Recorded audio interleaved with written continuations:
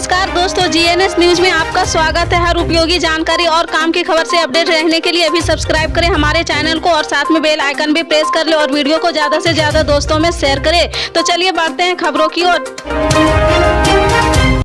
आपको बता दें, गुजरात विधानसभा चुनाव 2022 में बेरोजगारी, महंगाई, पानी, गुजराती अस्मिता, राष्ट्रवाद समेत कई मुद्दे हैं जिनकी गूंज चुनावी माहौल में दिख रही। चुनाव की तारीख का ऐलान तो अभी नहीं हुआ है, लेकिन सभी पार्टियों ने जीत के लिए मेहनत करनी शुरू कर दी है। ऐसे में आइए एक एक कर जान लेते हैं उन मुद्दों को जिनकी बात राजनीतिक पार्टियां कर रही है। गुजरात विधानसभा चुनाव से पहले महंगाई को लेकर विपक्ष सरकार को घेरने की कोशिश कर रहा है। आम आदमी पार्टी और कांग्रेस बढ़ती महंगाई के लिए राज्य की सत्ताधारी पार्टी बीजेपी को जिम्मेदार ठहरा रही है। हालांकि बीजेपी ने विपक्ष के आरोपों को खारिज कर दिया है और उज्ज्वला योजना के लाभार्थियों के लिए 2 मुफ्त एलपीजी सिलेंडर देने की घोषणा की है। युवाओं को रोजगार मिले, ये सभी राजनीतिक दलों के चुनावी वादों में शामिल होती है। इस बार भी नौकरी का मुद्दा छाया हुआ है।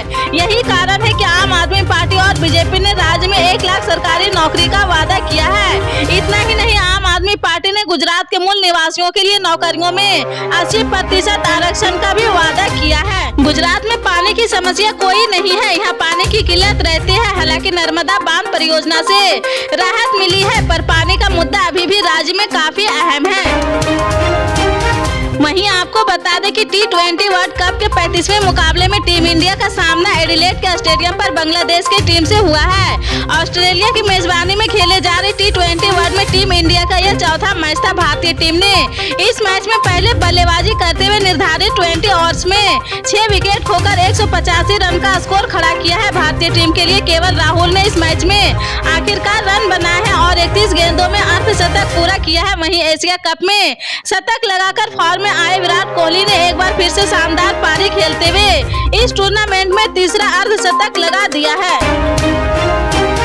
मोरवी कांड में 135 लोगों की दर्दनाक मौत ने गुजरात का चुनावी माहौल पूरी तरह बदल दिया है। हादसे की गंभीरता को देखते हुए कांग्रेस ने शुरुआती दौर में इस पर कोई राजनीति न करने का निर्णय लिया था, लेकिन निरपराध लोगों की दर्दनाक मौत से उपजे लोगों के गुस्सों ने उसे भी हमलावर होने के लिए बाध्य कर दिया है।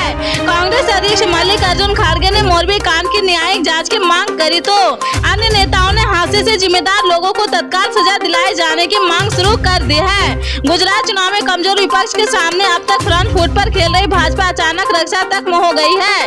भाजपा नेताओं को भी मोरवी कांड पर जवाब देते नहीं सूझ रहा। इस बीच मुख्य आरोपियों के नाम FIR न होने से मामला और तूल पकड़ता जा रहा है। इस मामले की जांच को लेकर सर्वोच्च न्यायालय में PIL में दाखिल हो चुकी है, जिस पर 14 नवंबर को सुनवाई होगी। केंद्रीय जांच एजेंसी प्रवर्तन निदेशालय के झारखंड के सीएम हेमंत सोरेन को समन भेजने के बाद राज्य की राजनीति में सियासी पारा चढ़ गया। सीएम को समन मिलने के बाद एक प्रेस कॉन्फ्रेंस में झारखंड मुक्ति मोर्चा की सरकार ने ईडी पर बदले की राजनीति किए जाने का आरोप लगाया है। सीएम हेमंत सोरेन ने मीडिया से बातचीत में कहा कि विपक्ष मेरे खिलाफ साजिश रच रहा, उनको एक आदिवासी सीएम पेट में दर्द दे रहा है, पूरी साजिश का जवाब दिया जाएगा। कुछ लोगों के पेट में मेरी वजह से दर्द है, संवैधानिक संस्था का मिसयूज किया जा रहा, सरकार के खिलाफ साजिश रची जा रही है।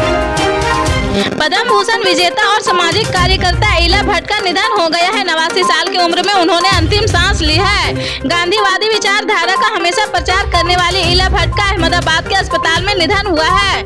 महिलाओं को सशक्त करने में उनकी एक सक्रिय भूमिका रही थी। कई मुहिम के जरिए उन्होंने महिला अधिकारियों के लिए लड़ा था। इला भट्ट को अपने जीवन में उल्लेखनीय कार्यों के लिए कई अवार्ड से सम्मानित किया गया था। मुख्यमंत्री अशोक गहलोत के संदर्भ में सचिन पायलट के बयान को लेकर कांग्रेस का आधिकारिक बयान। कांग्रेस प्रवक्ता सुप्रिया श्रीनेत ने कहा है कि गहलोत ने भरे मन से प्रधानमंत्री नरेंद्र मोदी की तारीफ नहीं की, बल्कि उन्हें आईना दिखाया है। महत्वपूर्ण यह है कि अशोक गहलोत ने उस मंच से क्या कहा है। प्रधानमंत्री ने कहा कि गहलोत जी सबसे अनुभवी मुख्यमंत्री है। उसी मंच से जब गहलोत ने कहा कि मोदी जी उस देश के प्रधानमंत्री है जो गांधी, नेहरू, मौलाना आजाद, अम्बेडकर का देश है और जहाँ 70 साल बाद भी लोकतंत्र जिंदा है। सुर्खियां ढूंढना अच्छा काम है, पता नहीं अपने पायलट साहब से क्या सवाल पूछा होगा। जिस कार्यक्रम का आप जिक्र कर रहे हैं उसे तो गहलोत जी ने PM को आईना दिखाने का काम किया था। पश्चिम बंगाल के मुख्यमंत्री मुख्यमंत्री ममता बनर्जी ने गुजरात में हुए हादसे को लेकर बड़ा बयान दिया है। उन्होंने केंद्रीय जांच एजेंसियों को भी निशाने पर लिया है। उन्होंने कहा कि गुजरात के मोरबी में हुए पुल हादसे में ईडी, सीबीआई और अन्य एजेंसियों क्यों जिम्मेदार लोगों के खिलाफ कार्रवाई नहीं कर रही है। गुजरात पुल हादसा मामले की जाँच के लिए सुप्रीम कोर्ट के तहत एक न्यायिक समिति का गठन किया जाना चाहिए। पश्चिम बंगाल के सीएम ममता बनर्जी ने कहा कि स्टालिन मेरे भाई की तरह है। मैं एक पारिवारिक समारोह में शामिल होने आई थी, लेकिन स्टालिन से मिले बिना नहीं जा सकती थी। दो राजनीतिक नेता एक साथ राजनीति के अलावा अन्य चीजों के बारे में भी बात कर सकते हैं। हमने राजनीति के बारे में कुछ भी चर्चा नहीं की। पीएम नरेंद्र मोदी ने आज दिल्ली के कालकाजी इलाके में रहने वाले 500 लोगों को पक्के मकान की चाबी सौंपी है। प्रधानमंत्री नरेंद्र मोदी ने in situ slum rehabilitation project के तहत दिल्ली के कालकाजी में 3024 नवनिर्मित फ्लैटों का उद्घाटन करने के बाद भूमिहीन कैंप में पत्र लाभार्थियों को चाबियां सौंपी है। पीएम ने कहा कि आज सैकड़ों लाभार्थियों को घर की चाबी मिल रही है। कालकाजी इलेक्शन के पहले फेज में 3000 घर बनकर तैयार है। बीते 7 दशक में हमारे शहर विकास से दूर रहे शहर में भेदभाव और असमानता है। आज देश सबका साथ सबका विकास के मंत्र पर चल रहा। आज देश में गरीब की सरकार है। आज गरीब केंद्र बिंदु पर है। दिल्ली एनसीआर में सर्दियों की आहट के साथ ही वायु प्रदूषण का लेवल भी तेजी से बढ़ा है। दिल्ली, गाजियाबाद, नोएडा, गुरुग्राम और फरीदाबाद समेत एनसीआर के शहरों में एयर क्वालिटी इंडेक्स का स्तर बेहद गिर गया है। इसके चलते लोगों को स्वास्थ्य संबंधी समस्याओं का सामना करना पड़ रहा और ऐसे लोगों को भी बड़ी संख्या है जिन्हें अस्पतालों में एडमिट होना पड़ा है। मेदांता अस्पताल के चेस्ट सर्जरी इंस्टीट्यूट के चेयरमैन डॉक्टर अरविंद कुमार ने भी इस बात की पुष्टि की है। उन्होंने कहा कि एयर क्वालिटी इंडेक्स खराब होने के चलते लोगों के आंखों में जलन हो रही है, आंखें लाल हो जा रही है और अक्सर पानी आता रहता है। इसके अलावा नाक में भी जलन हो रही है और होठों पर भी असर हो रहा है। तेलंगाना में भारत जोड़ो यात्रा के दौरान कांग्रेस के नए अध्यक्ष मल्लिकार्जुन खड़गे ने पीएम मोदी को निशाने पर लिया है। उन्होंने भाजपा और टीआरएस के बीच गठजोड़ का आरोप भी लगाया है। वहीं गुजरात चुनाव की तारीखों का ऐलान नहीं होने पर खड़गे ने प्रधानमंत्री नरेंद्र मोदी पर तंज कसा है। कांग्रेस अध्यक्ष ने कहा, पीएम मोदी पिछले 6 दिनों से गुजरात के दौरे पर हिमाचल प्रदेश के लिए मतदान कार्यक्रम जारी किया गया है, लेकिन गुजरात के लिए मतदान कार्यक्रम जारी नहीं किया गया है क्योंकि पीएम मोदी को वहाँ कई और पुलों का उद्घाटन करना है, जैसा एक पुल मोरबी में ढह गया। गुजरात के मोरबी में हुए हादसे पर ज्यादातर राजनीतिक दल कोई भी चुनावी और पॉलिटिकल बयानबाजी नहीं कर रहे हैं, लेकिन गुजरात में होने वाले विधानसभा चुनाव में मोरबी पुल हादसा में एक बहुत बड़ा चुनावी मुद्दा बनने वाला है।